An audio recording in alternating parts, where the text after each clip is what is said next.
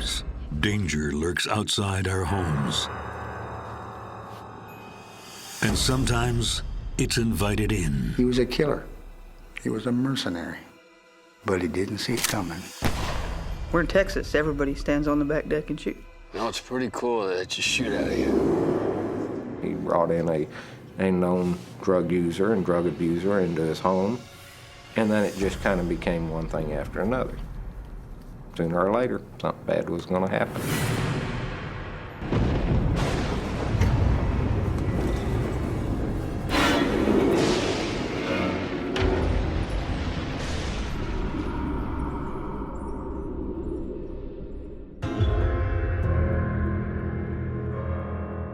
In the autumn of 2008, deep in the heart of Texas, a man lies bleeding, shot twice in the back of the head. As the life slowly drains from his body, he has just a few seconds left to figure out how and why it went so horribly wrong.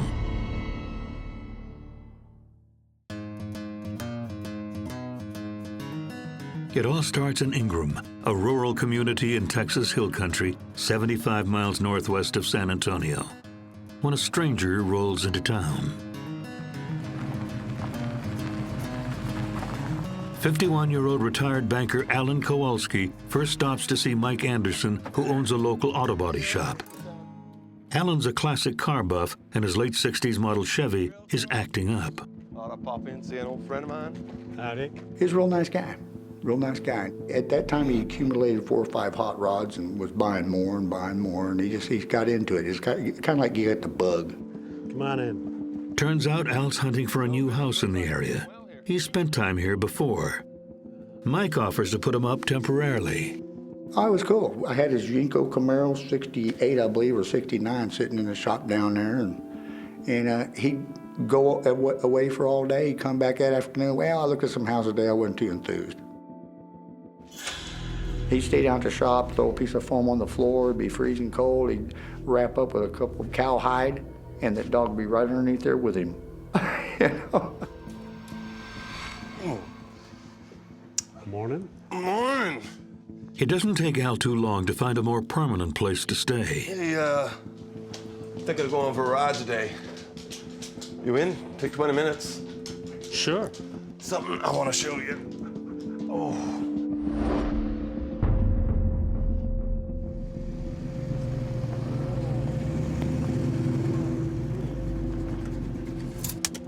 How'd you like that?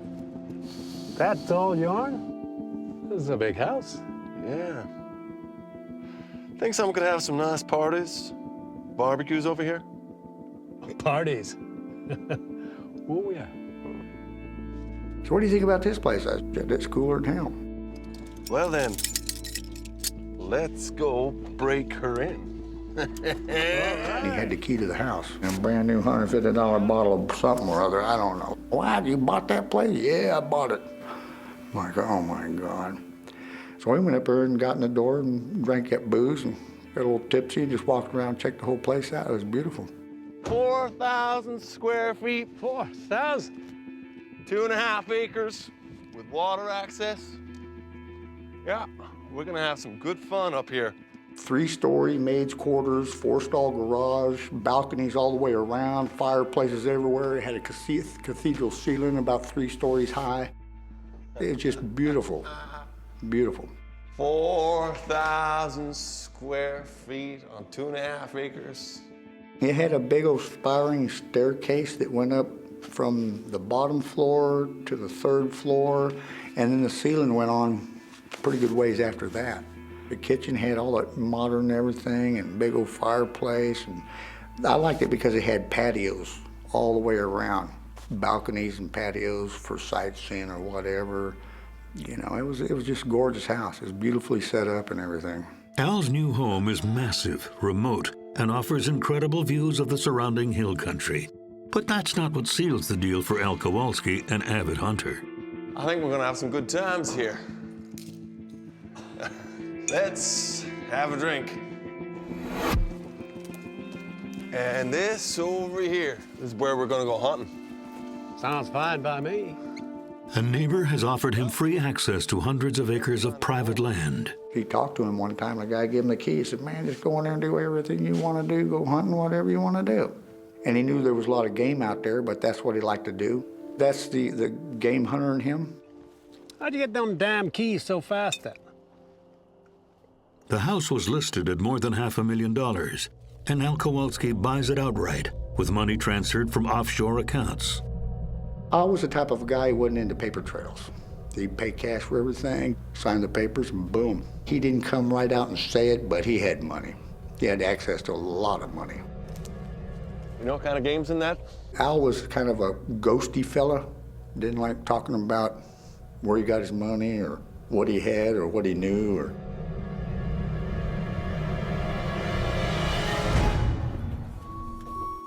Al is not a complete stranger to the area. He has a few friends in and around Ingram. Wow, there, Michelle. But even his old friends, Michelle and Gary Mitchell from nearby Banderas, can't quite get a handle on who he is and where he came from. When I first met Alan, I really didn't like him. He liked drawing attention to himself. He liked being showy. And he was showy with his money, he was showy with his house, you know. But as I got to know him, you know, we did a whole lot of things together. And ultimately, he got into my good graces. You know, as I got to know him, I realized he was a real person. But yeah, initially, I really didn't like him. He seemed very mysterious, very different from, I guess, the people that I knew. Remember that dream house I've always been telling you about? Well, here we got it. He was very secretive, didn't diverge a whole lot about himself, standoffish. Just trying to converse with him. You got very short answers, didn't really elaborate a whole lot. I have no idea how he made his money. He said that he started a group called the Blackstone Group, and that's where he made his money. This thing here, have you ever seen one of these before? Well, he said that he had been an investment banker, and he was pretty much retired. I mean, I never saw him actually do any work the whole time I met him. You shot that? Yeah, I shot that. What did you shoot it with? I got a 303 shotgun. Al spends his early retirement traveling to far-flung destinations in search of big game. He was very much an exotic hunter. He had a room that was just filled with mounted animals of all types, and he was very proud of them. So he displayed them for everyone to see. ex-military, good hunter. He had a lot of guns, had a lot of mounts. He liked to work on cars. He was showy with his money. He was showy with his house. You know, everything he did top of the line. You know, he was a manly man. He wanted to, to finally settle down, and he wanted to have his man cave. I think it was his dream home.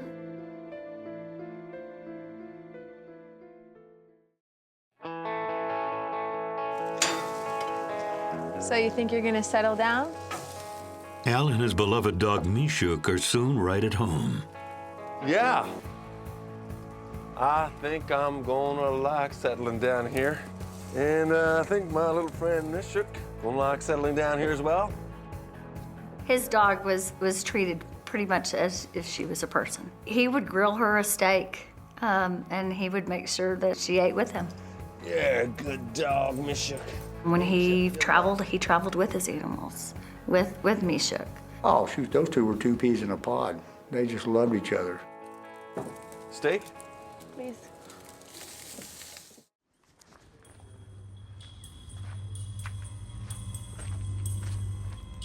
One month after the move, Al makes fast friends with Charlie Tidwell and his wife Lisa.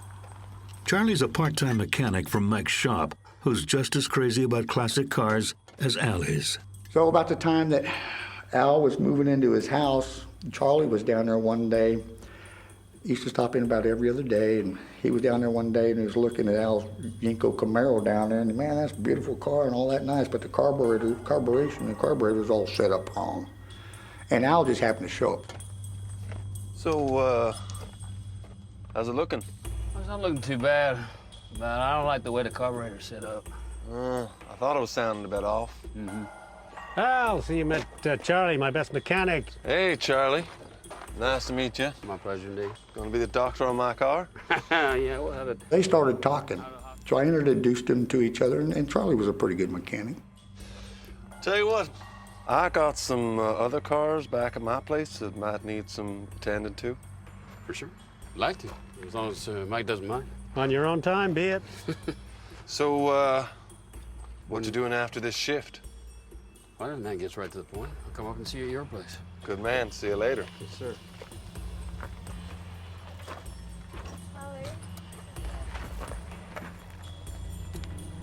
Charlie knew how to drive a car pretty good.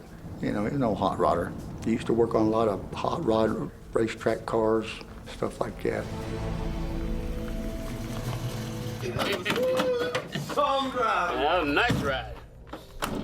Speaking of cars, come check this out, my friend. What you got there?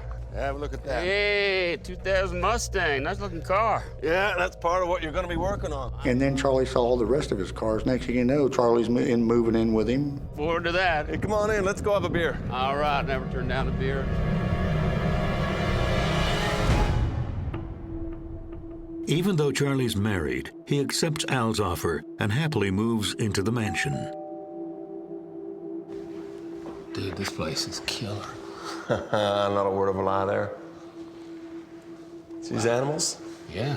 Saw that one in Africa. Africa. Well, what about that fella there? That's a Russian bear. A Russian bear. So this here's your room. Yeah. Al has cars that need fixing and money to spare, so he makes a deal. If you need anything, just give me a call.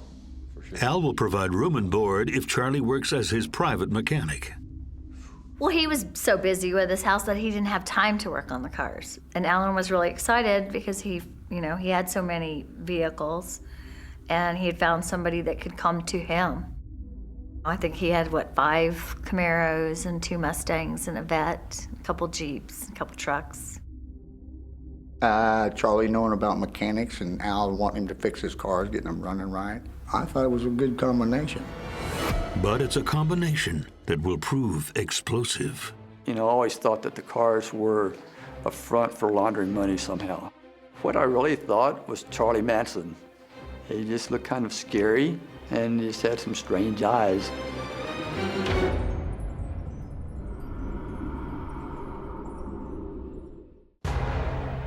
Al Kowalski has found his dream home, but it's too big for one person.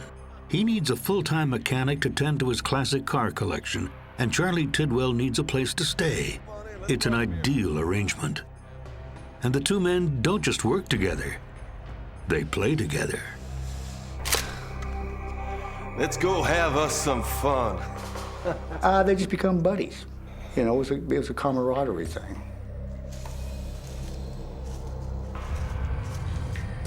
You know, he was the hot shot. He was just, what's mine is yours when it came to, to wanting to hang out and party with the guys.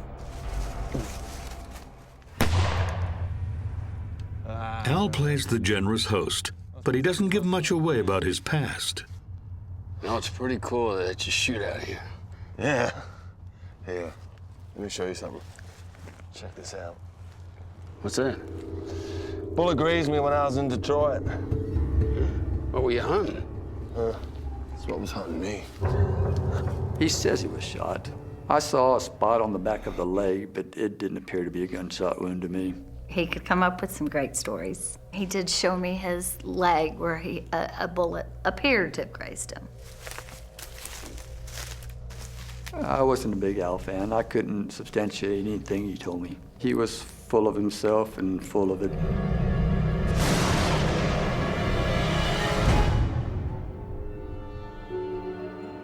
But it's not all cars and hunting. Charlie has work to do. Charlie Tidwell, I met him once, and I just heard stories of him. He was on hard times. Scraggly, had the shadow, kind of stringy hair. almost kind of like a homeless looking man. He didn't make you feel comfortable. What I really thought was Charlie Manson. He just looked peculiar. He just looked kind of scary, and he just had some strange eyes. They're also unimpressed by Charlie's wife, Lisa, who's spending less time in the home she used to share with Charlie and more time at Al's. I did warn him, you know, I'm your friend and I appreciate everything that you do for me, but these people you don't know. I guess because he so wanted to fit in and wanted to be liked, that, you know, that he did open himself up to it, Let's go have a beer. to somebody, you know, to come in and take him for granted. Now I introduce you to Charlie and Lisa. We saw them on the way up. Yeah? He was very insecure. I think he befriended people that he felt that were lesser than him, so that they would look up to him as being very important. I thought he was likely to be robbed, you know, or taken for granted. He would just shrug it off. Oh, I can take care of myself. But Michelle knows that tough guy Al has struggled with one major weakness: recreational drug use. You're not back to your old habits again, are you? Jesus, Michelle. Why would you bring that up? All along, you know, he said he wasn't doing drugs. I had asked him, initially because of his sleeping patterns, you know. I always kind of wondered, but he just said, you know, that he liked being up at night and rather sleep during the day. Michelle has been concerned about Al ever since he broke up with his long-term girlfriend, Pam. Pam definitely made Al happy. He loved being around her. She was bubbly. She was fun to be around. You know, anything he asked, she would do for him. Maybe he thought that there was still a chance that they could have something. Because even after, when he was in his new home, he had her pictures sitting around. But Al never seems to lack for female company. You know, he come showing up with a model one time, and next time I just got back from Fort Worth, I met this stewardess, you know, and I'm like, what in the world? And next week he got another girl, like what? He was a charmer for the girls, and the girls just loved all of his BS, I guess. Even though Al is clean and relatively sober, Al's new roommate has a habit he can't seem to shake. And thanks to his addiction to crystal meth, Charlie's in a bit of legal trouble. Well, Charlie was on probation. So when you're on probation, you know, you've got a big list of things you're not supposed to do.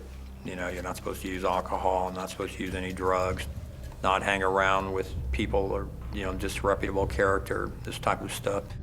Charlie's original charge was meth possession. While on probation, he dropped out of rehab and tested positive for meth use. Oh! How are you, my friend? Good to see you, Alton. Shirley. There's someone I'd like you to meet. Hello, Charlie. So Al makes a call to his trusted attorney, Bob Galvan. Bob here is going to be your new attorney. He's going to keep you out of jail so you can keep working on my cars. Now, Al tells me here we got a few things to fix. You want to tell me what we all got to fix?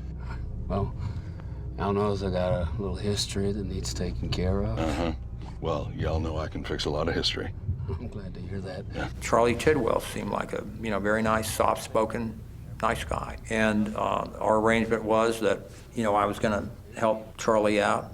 Al was going to pay the fee. In Charlie's instance, we had an instance where they wanted to search his trailer, things like that, and they felt like they might have some drug in his trailer or something, you know, along those lines. So, you know, I'm dealing with instances like that. And that's what I was doing. Pretty much, you could say, running interference for the guy. Keep him out of prison, yeah. For Al, Charlie's mechanical genius makes up for his personal peccadillos. Al lauded him. I mean, he just raved on Charlie's mechanical ability. I mean, to prove his point, that's when he took me down to show me his cars, show me the engines, and give me a ride in that Camaro. We burned rubber for, 50 feet, a lot of dust kicking up, squealing of tires, fishtailing down 39, about 140 miles an hour. Hadn't had a ride like that since I rode in a friend's GTO in the 60s. Well, Charlie, you sure know how to put a motor together. You know, I'm having a few motor problems myself. Is that right? The SUV? Yeah, the SUV. Maybe we can put that in the deal altogether. Sounds all right with me. How about you, Charlie? Well, for sure. I'll be happy to help out. Started out being a very good client. You know, no problems. That would be my first impressions of Charlie. That is a nice car. It is something, isn't it? 6 months after Al buys the house, the entire place has been decorated in his distinctive style.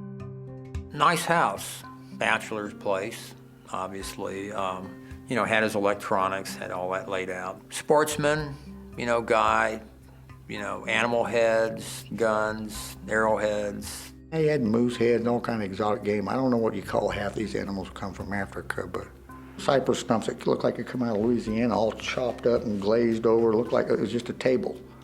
But it was gorgeous, beautiful. I'm talking about a piece that looked like it worth about $5,000. He just loved the outdoors, and he just loved all his fancy stuff. I thought it was a beautiful home. I could see him there. He was very proud of it. But then, you know, next thing I know, I hear all kinds of funny stories about some riffraff coming and hanging out, and I believe that's when the trouble started.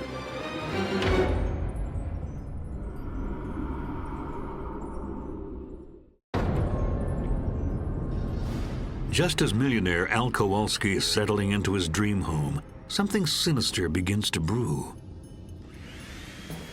Al's new housemate Charlie has a meth problem and a wife who's spending more and more time at the house. Both are known to police. I was aware of Charles Tidwell because we had worked cases involving him in the past. And I was aware of his wife, Lisa Rossi, and her family because I had worked cases involving them in the past. Lisa Rossi, she was a piece of work. I think she was just about as bad as Charlie, okay? Lisa was described to me by the people who knew her as someone who was highly volatile and, their words, crazy. I told you to clean this mess up, for crying out loud. What? We're just having a good time. Hey, that ain't public property, you know?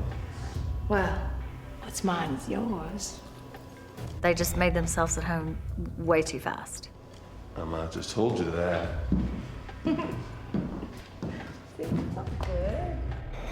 And I, you know, obviously he had quite a bit more money than they did. He would get monthly checks that were, you know, 5 figures. Normally, you know, a guy like Al, you know, where he was in life, probably would not be hanging around with Charlie Tidwell and his group. I felt like he was lonely for, you know, friendships with people, you know, more like himself, you know, more situated, you know, socioeconomically like himself. Al does search for a more suitable date. Howdy. My name's Al Kowalski.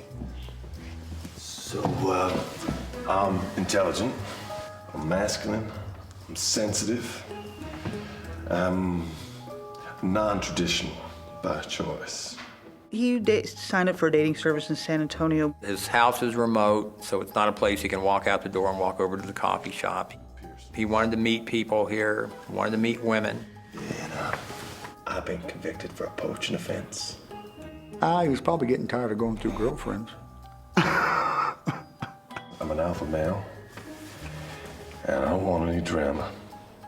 No girls with piercings. He was pretty macho. And,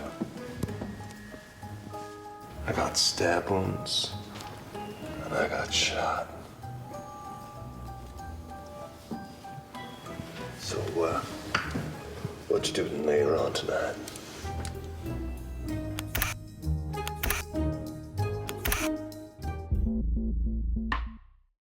But friends suspect that Al's new house guests offer more than car maintenance and polite conversation. I walked in and I saw Charlie's wife. I mean, you know, she walked around like she owned the place. I mean, that was like maybe a month and a half after they had met. Was much more chummier with Al in such a short period of time. She was a hellraiser. She was a hellraiser, you bet. As far as I know from what I hear, you know, their sleeping arrangements were kind of mixed up between Charlie and Al and her.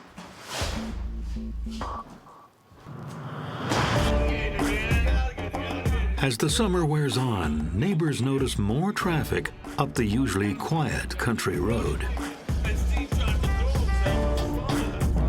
It was kind of strange. It looked like a 7-Eleven store there, and that was all hours of day and night.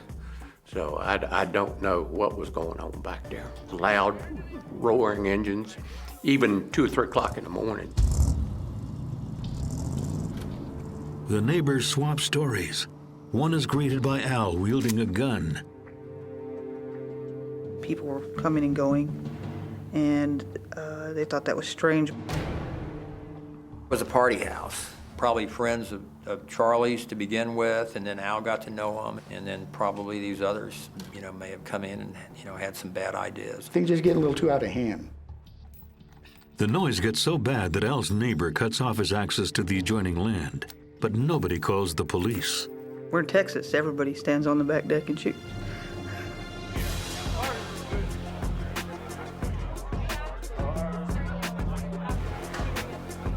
The chaos at his own personal retirement home seems to be taking a toll on Al's mental state. He took medications for depression. He visited a psychiatrist at the Veterans Hospital. I don't know if he was bipolar or had some schizophrenic tendencies or stuff. I know he's on medication. I could tell he was kind of edgy that way. Al starts relying on prescription pills just to get by. In fact, Al's taking 5 different types of prescription medication to deal with depression and bipolar disorder. But some of his friends fear Al might be self-medicating in a different way.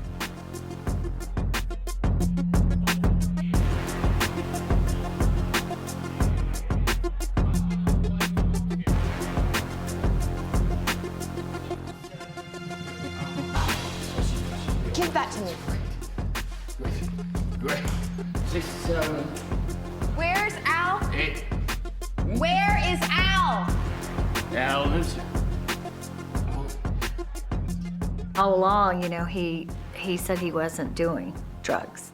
The last straw for me was being at his house. I was in his kitchen and I saw a plate of some white powder with a razor blade and a straw.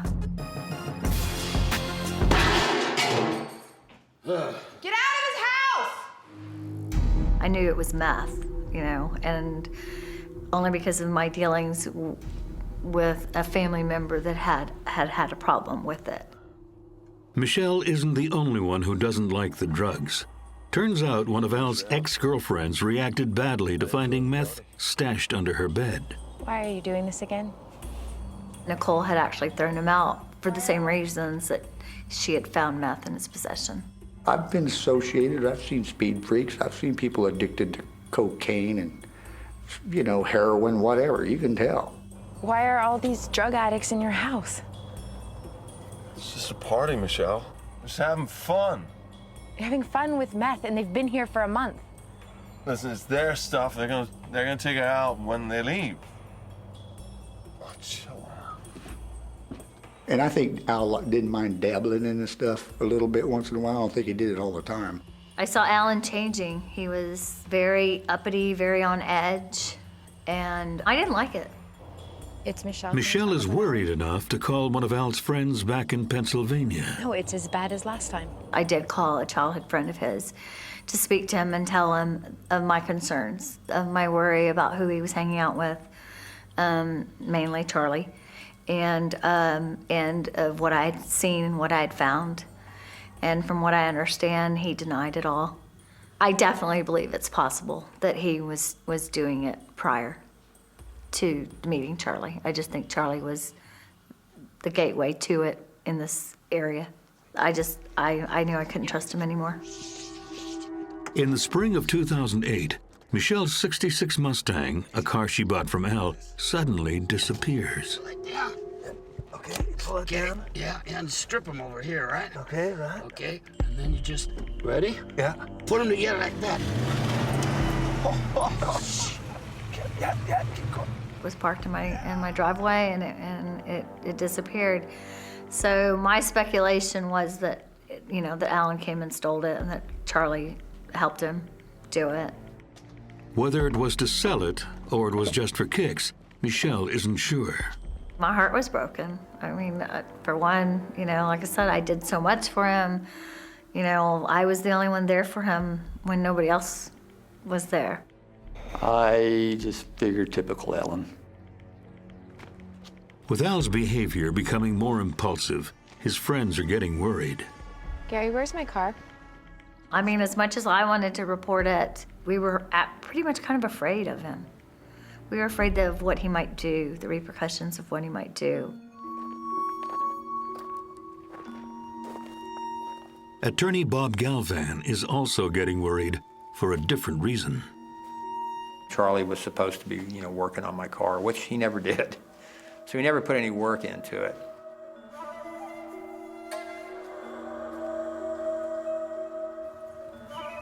Bob could only do so much to keep his client out of trouble. Charlie is not playing ball. At the beginning, he was always answering my phone calls. He would show up when I asked him to show up. Not anymore.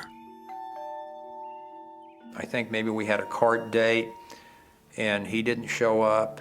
Hey, we got to talk about something.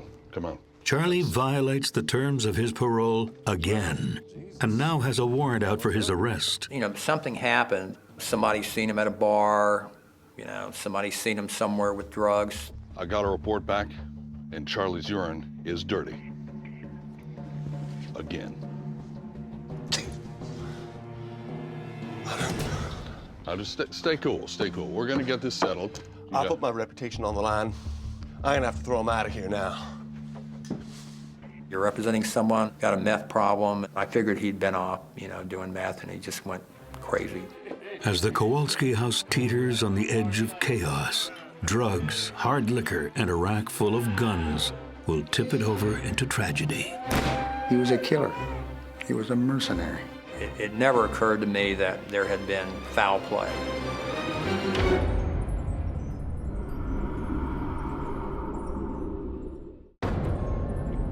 Al Kowalski, millionaire, rumored mercenary, and suspected trained killer, is being pushed to the edge by his meth-addicted housemate, Charlie Tidwell. And Charlie's about to take his addiction to a new level. Soon, Al's neighbors catch a whiff of a strange chemical in the wind. I'm an ex-police officer myself. I know that acetone is used in the production of methamphetamine, so I did catch the smell, and I was pretty sure that's what that was. It wasn't Al. Al didn't need the money. But Charlie and his buddies, once they get started messing around with that stuff, they were going to cook this stuff up and sell it and make some money. Then, as if the party wasn't already out of control, Charlie and his friends get the run of the house. Al has had enough. He would disappear at times, and the stories were that he was some kind of black ops or working for the federal government and had a briefcase ready to go at any time. Al was definitely prone to mysterious disappearances. He would be here one day and then he'd be jetting off somewhere. There was always something strange going on with Al Kowalski.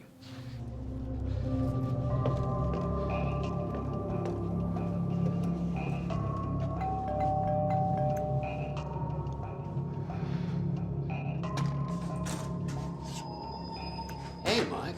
You seen Al? He ain't been around for a while. Well, no. I mean, he's in Africa. He went to South Africa.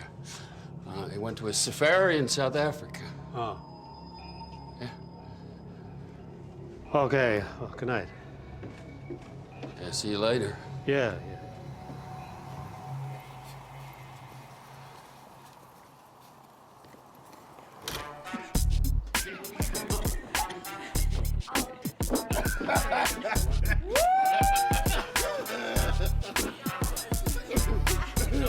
While Al's away, Charlie and Lisa bring home 2 recently released felons, both believed to be part of a white supremacist gang. Typical drug user, typical gang members, you know, tattoos all over. People may laugh, but they get kind of that wild look in their eye. They're drug abusers. What do you all think you're doing?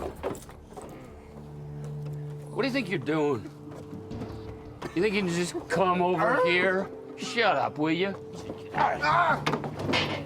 think you just come over here and do whatever you want? They're members of the Aryan Circle, and they're, you know, they threw their weight around. It got to be a pretty good party house. They party hard and pillage the house. The owner's not around, we can take this and go sell it. They started giving us furniture. You need a washer and dryer? Okay, there you go. Here, you need some furniture? There you go. It looked like they had just ascended on that house and were preying on it. It kind of took on a life of its own. You know, people just started taking stuff and stealing stuff.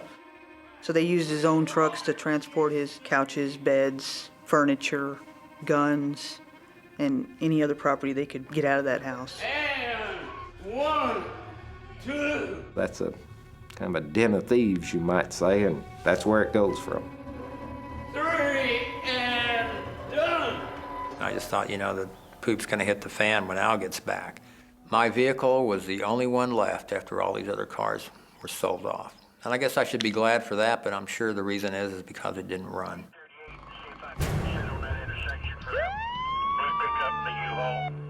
But it's not drugs or stolen cars that brings the cops to Al's house.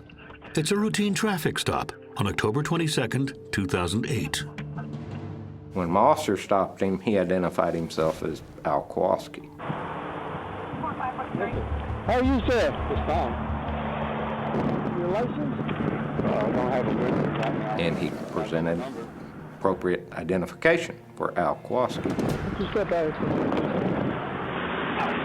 At that time, he had Mr. Kowalski's birth certificate with him. He had credit cards in Mr. Kowalski's name with him. He's driving Mr. Kowalski's vehicle, so he gave every appearance that he was really Mr. Kowalski. Well, I'm looking for somebody, and I think you're the guy I may be looking for. What's your name? It's Charlie Tidwell, and he does not fool the police officer for very long.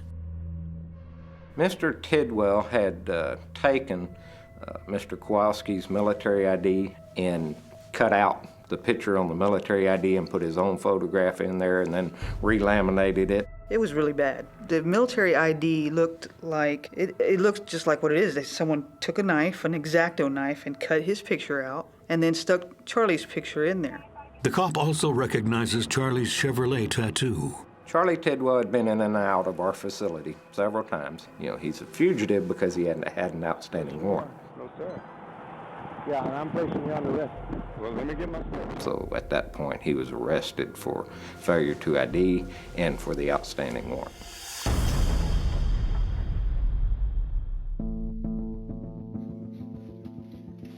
Fingerprints confirmed Charlie's identity, even though he had grown facial hair in an attempt to pass for Al.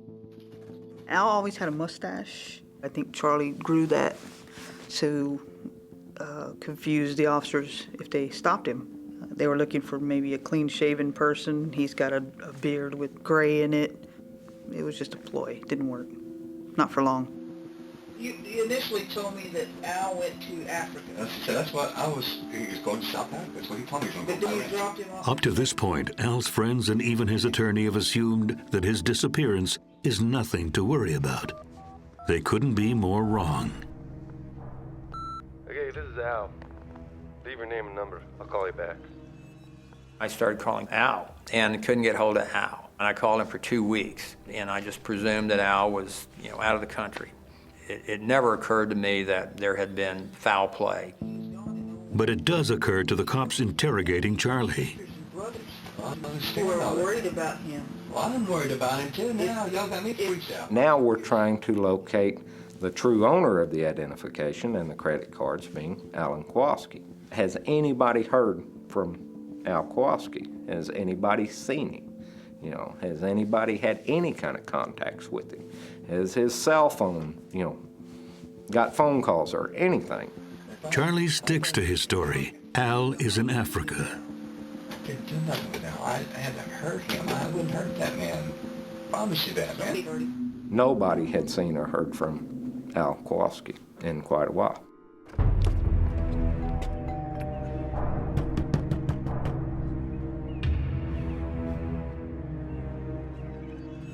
Most alarming, Al's beloved black lab, Mishuk, is still in the house.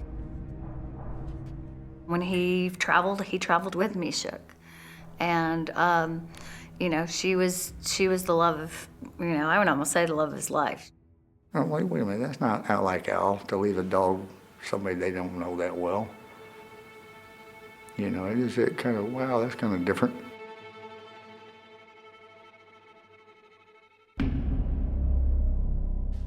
It's been 8 weeks since anyone's heard from Al. In October 2008, police visit the Kowalski house. The once pristine residence is unrecognizable. You know, a lot of the cars gone, trash all over the kitchen, trash on the floor, gun cabinet was empty. The house was definitely trashed.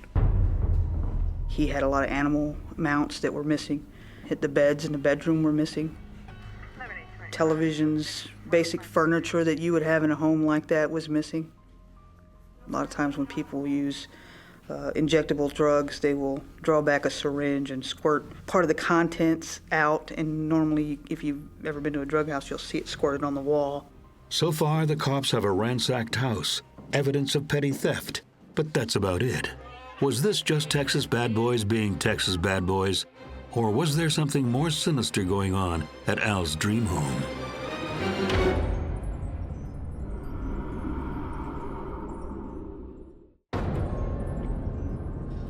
Mysterious millionaire Al Kowalski is missing, and his meth-addicted mechanic Charlie Tidwell is in custody after he pulls out Al's ID during a routine traffic stop.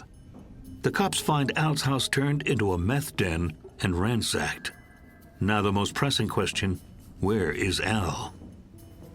One of those key things that told us something definitely was wrong here was a lot of Al's clothing, you know, personal things, his photo albums from African safari hunts were all in trash bags.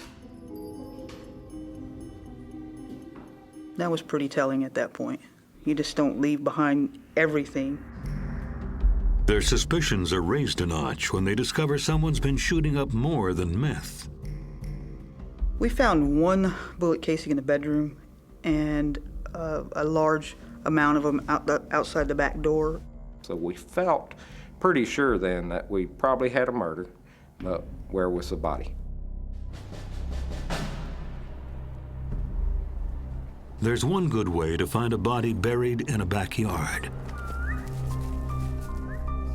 We brought the dog in. He was great. They ran him around the yard, and within minutes he sat down and hit on the spot.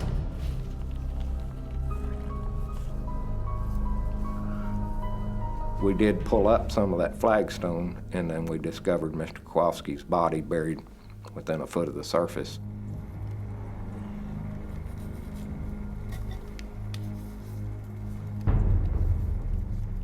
And could see some of the bones and some of the skeletal remains sticking out from underneath the flagstone once you moved it out. I got the call that day, and we found Al's body right behind the house. Hey, come on, man. What's up with that? 5 steps off the back porch. That's real creative. That's being careful.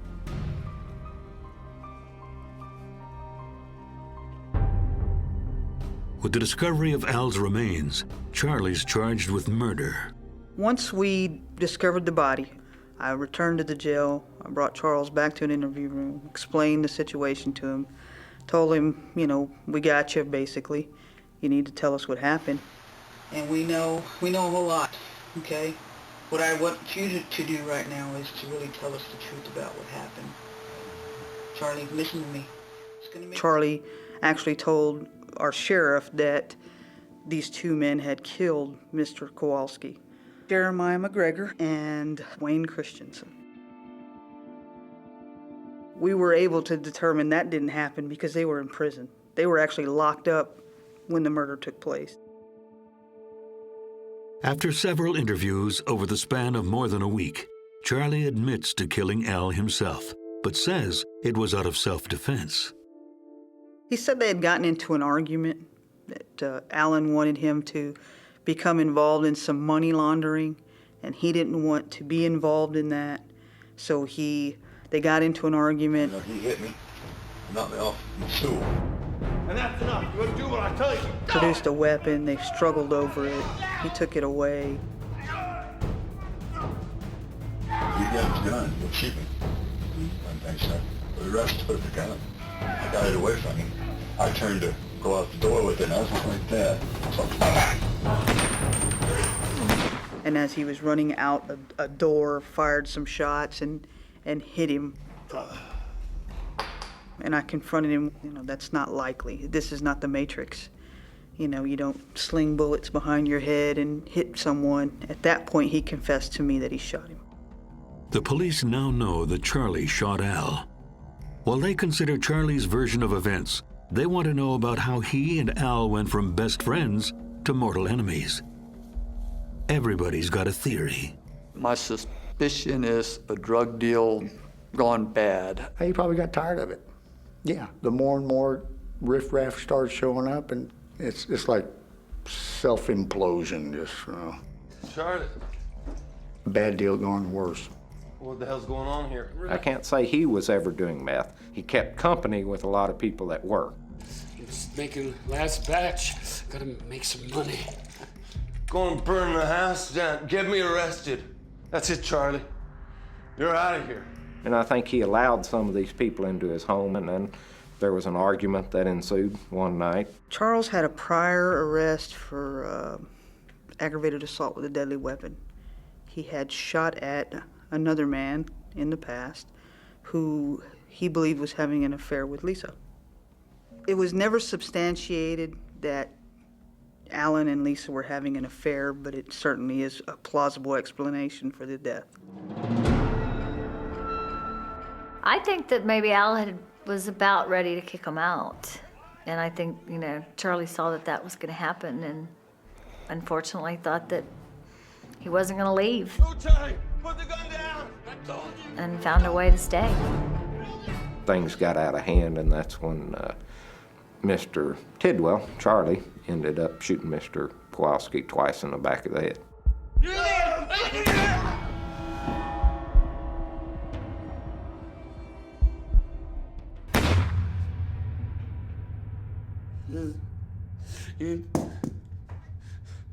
You made me do it. This is my house. To the police, it appears Charlie and his alleged accomplices made a failed attempt to dissolve the body using store-bought chemicals. We found where they purchased some Red X, which is normally a septic tank treatment deal, which kind of like lye. They had poured the Red X, they had poured bleach, they had done all kinds of things to the body to get it to decompose quicker so that the odor and the rest of it wouldn't be obvious to anybody walking around it. And then it's kind of a free-for-all. They need money for their meth and need money for this, and they sold a lot of good stuff and just sold it for whatever, just to get their drug money and go out and have fun and party for several months before it all came to an end. Some of them stole items out of the home. Some of them sold items out of the home. Some of them benefited from a check that was forged and cashed at their bank. In total, 12 people are implicated in the theft ring, including Charlie's wife Lisa, who's sentenced to 10 years for organized crime, along with Jeremiah McGregor, who also gets 10 years, and Wayne Christensen, who's sentenced to 20. There were a lot of prison sentences given out of this and never bring Al back, but I think we tried the best we could to get justice for it. In 2010, Charlie Tidwell sentenced to 45 years for the murder of Al Kowalski. We did end up finally getting confessions from Charlie where he took the blame for being the one to totally pull the trigger. He obviously got convicted, but we still don't know the entire story. He could be protecting Lisa. There wasn't any doubt Lisa had helped clean up some of the blood. Al's dream home is cleaned up and sold. Most of Al's cars are recovered, including Michelle's Mustang. Al's dog is found alive and well. She's on a beautiful ranch, has a lot of room to run, and I'm sure she's very happy. While Al will be dearly missed. It was really sad, to tell you the truth. Al was a nice guy. You know, didn't deserve that. He was one of those guys that, you know, when he enjoyed life, he enjoyed it fully. And he took care of the people around him that he cared about. So, yeah, I do miss him. Nobody ever deserves to be killed. I was upset, and I cried. It was difficult. It just made me sick. Made me sicker than a dog. I couldn't believe it.